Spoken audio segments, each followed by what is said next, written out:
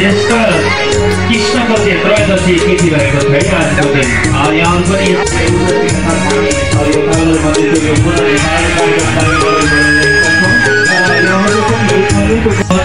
हाम्रा आदरणीय सदर भक्तजनहरूलाई माथा कालुने सदैव रक्षाहरू गर्न चाहन्छौँ।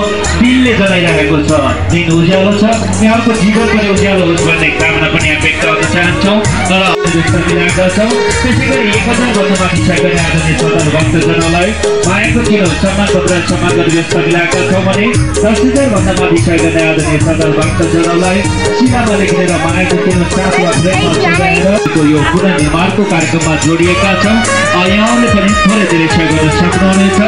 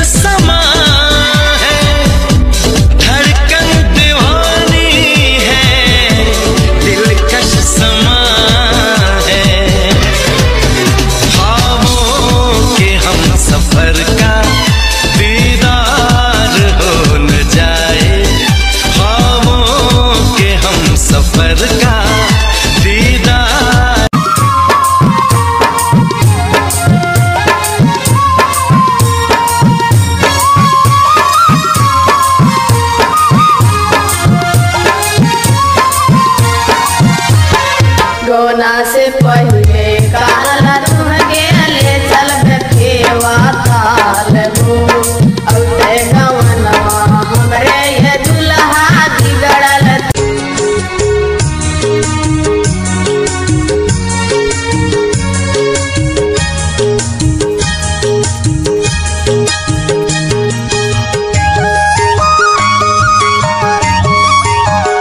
केहू प्रेम मेरा खाई, केहू प्रेम में लुटाई, केहू प्रेम में फंस के जेलवे में बा बनाई।